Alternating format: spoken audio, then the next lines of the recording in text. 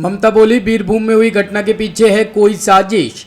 पश्चिम बंगाल की मुख्यमंत्री ममता बनर्जी ने बीरभूम में हुई घटना को लेकर विपक्ष पर निशाना साधा है। उन्होंने कहा कि तृणमूल के एक कार्यकर्ता की पार्टी के एक अन्य कार्यकर्ता ने हत्या कर दी, लेकिन हर जगह सिर्फ टीएमसी की आलोचना हो रही है। हमने मामले की जांच के लिए कई कदम उठाए हैं और तामुरहाट की घटना का मूल कारण पता किया है। उन्होंने कहा कि ऐसी कई घटनाएं यूपी, दिल्ली, कर्नाटक, त्रिपुरा और असम में हो चुकी है। हमारी पार्टी के कार्यकर्ताओं को घटनास्थल तक नहीं पहुंचने दिया गया, लेकिन बीरभूम में हमने कभी किसी राजनीतिक दल को नहीं रोका। उन्होंने कहा कि मुझे अब भी लगता है कि रामपुर हाट की घटना के पीछे कोई साजिश है। सीबीआई ने कार्यभार संभाल लिया है, ये एक अच्छा निर्णय है, लेकिन अगर वे केवल भाजपा के निर्देशों का पालन करेंगे तो हम विरोध करने के लिए तैयार है।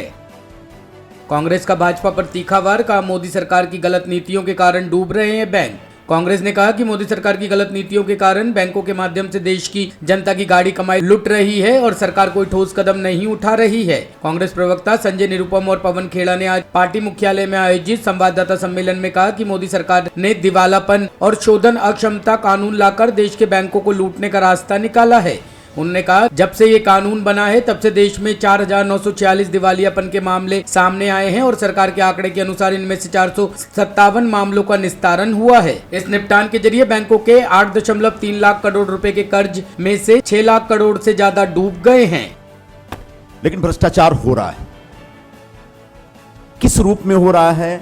नए नए रूप में हमेशा आपके सामने आता रहा है। पिछले महीने आपने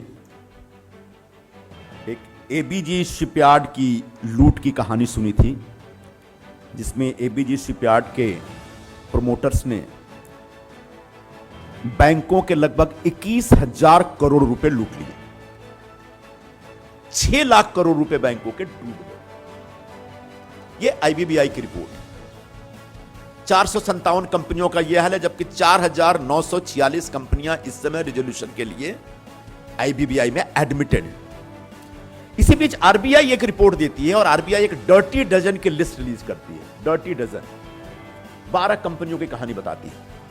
और ये जो 12 कंपनियां हैं, इसमें कुछ का नाम आप जानते हो। इसमें एबीजी शिपयार्ड भी है, Jaypee Infratech, Alok industries, Bhushan steel, Essar steel, ABG shipyard. उसी में एमटेक है, Amtek group of companies, Lanco, Monnet Ispat and energy limited. इन डर्टी डजन कंपनियों के बारे में आरबीआई ने कहा कि इसमें टोटल 3.45 लाख करोड़ यानी 3,45,000 करोड़ बैंकों का कर्जा फंसा हुआ था। और जब इनको रिजॉल्व किया गया, जिसमें एमटेक भी है, तब सरकार के पास यानी बैंकों के पास यानी लेंडर के पास यानी क्रेडिटर्स के पास कुल 75,000 करोड़ आए। मतलब लगभग 2.5 लाख करोड़ बैंकों के डूब गए। ये एक आरबीआई ने इसी बीच का एक और फिगर दिया है। तो 2016 से देश में सरेआम लूट मची है। लिक्विडेशन में की गई किसी भी कंपनी के प्रोमोटर्स के खिलाफ आज तक कोई कार्रवाई नहीं। द कश्मीर फाइल्स पर बयान देकर बुरे फंसे केजरीवाल, पटना में मानहानि का केस दर्ज। दिल्ली के मुख्यमंत्री अरविंद केजरीवाल के द कश्मीर फाइल्स को टैक्स फ्री करने के सवाल पर विवाद बढ़ गया है। उनके खिलाफ पटना के सिविल कोर्ट में मानहानि केस किया गया है। आरोप है कि दिल्ली सीएम ने एक धर्म के लोगों को खुश करने के लिए बयान दिया था, उससे हिंदुओं की धार्मिक भावना को गहरी चोट पहुंची है। दिल्ली में फिल्म के टैक्स फ्री करने के सवाल पर केजरीवाल ने कहा था कि इसे टैक्स फ्री क्यों किया जाए, टैक्स फ्री करने से बेहतर है कि इस फिल्म को यूट्यूब पर डाल दिया जाए। फिल्म वहाँ पूरी तरह से फ्री चलेगी और सभी लोग इसे देख भी लेंगे। त्रासदी पर मेकर्स फिल्म बनाकर 200 करोड़ की कमाई कर रहे हैं। उन्होंने ये भी कहा था कि फिल्म की कमाई का रुपया कश्मीरी पंडितों के पुनर्वास पर खर्च किया जाना चाहिए।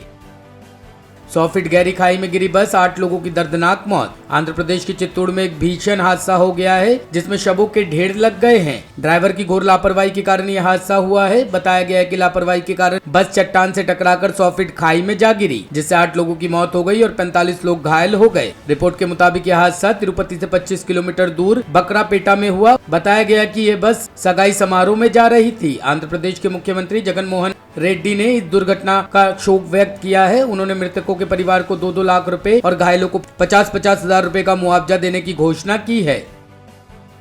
पोलैंड में यूक्रेन के लोगों से मिले अमेरिकी राष्ट्रपति बाइडेन को आया गुस्सा, कहा व्लादिमीर पुतिन एक कसाई है, हम यूक्रेन की मदद करेंगे। रूस द्वारा यूक्रेन पर हमले के बीच अमेरिका के राष्ट्रपति जो बाइडेन यूक्रेन के पड़ोसी देश पोलैंड पहुंचे, जहां जो बाइडेन ने यूक्रेन पर रूस के हमले के कारण भागकर आए 20 लाख से अधिक शरणार्थियों को पनाह देने के लिए शुक्रवार को पोलैंड की सराहना की। जो बाइडेन ने पोलैंड में शरणार्थी बनकर रह रहे यूक्रेन के लोगों से भी मुलाकात की। इस दौरान अमेरिकी राष्ट्रपति जो बाइडेन ने रूस के राष्ट्रपति पुतिन पर बड़ा हमला बोला है। जो बाइडेन ने व्लादिमीर पुतिन का जिक्र करते हुए कहा कि वह एक कसाई है। अमेरिकी राष्ट्रपति बाइडेन ने कहा कि मैं कई बच्चों से मिला, बच्चों ने कहा कि मेरे पिता के लिए, मेरे दादा, मेरे भाइयों के लिए प्रार्थना करना, क्योंकि वो यूक्रेन में लड़ रहे हैं। बाइडेन ने कहा कि जब कोई युद्ध क्षेत्र में होता है तो आपकी हर सुबह चौंकाने वाली होती है। ब्यूरो रिपोर्ट, टीम तफ्तीश न्यूज।